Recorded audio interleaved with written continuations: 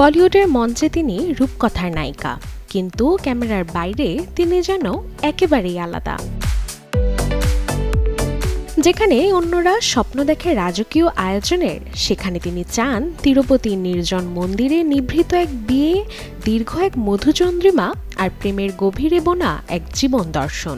এক অকপট স্বীকারোক্তিতে এভাবেই ভক্তদের হৃদয় ছুঁয়ে গেলেন এই পরম সুন্দরী।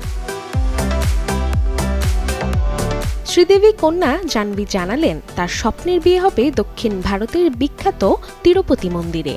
কোনো চমকপ্রদ বলিউডি আয়োজন নয়, বরং ছোট, অন্তরঙ্গ আর দ্রুত শেষ হওয়া এক অনুষ্ঠানই তার ইচ্ছে। আর সাজ পোশাকের দায়িত্বে থাকছে পরিবারের আপনজনদের মতো প্রিয় ডিজাইনার মানিশ মালহোত্রার উপর।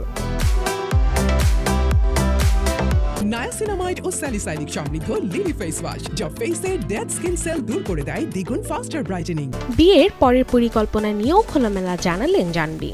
বিয়ে ছোট হোক, কিন্তু মধুচন্দ্রিমা হোক দীর্ঘ। তবে শুধু স্বপ্ন নয়, সম্পর্কের গভীর দর্শনও তুলে ধরলেন তিনি। আধুনিক প্রেমকে তুলনা করলেন তাড়াহুড়ো আর লেনদেনের সঙ্গে, আক্ষেপ করে বললেন আজকাল ধৈর্য, সহানুভূতি কিংবা আসল সংযোগের অভাব বড়ই চোখে পড়ে। শুধু তাই নয়, নিজেকে তিনি বলেন হাইপার রোম্যান্টিক, নিবেদিত প্রাণ একজন মানুষ। ব্যক্তিগত জীবনের অভিজ্ঞতা তাকে বিশ্বাস করিয়েছে প্রেম মানেই বিরল, আর বিয়ে মানেই পরিবার গড়ে তোলার এক চিরন্তন বন্ধন।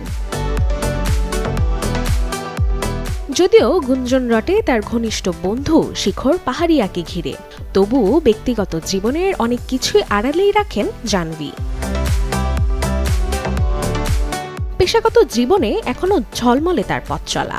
সদ্য মুক্তি পেয়েছে পরম সুন্দরী, যেখানে সহ অভিনেতা ছিলেন Siddharth Malhotra.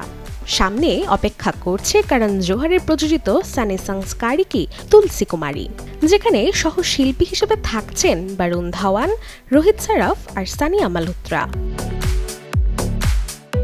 Desk report, channel 24।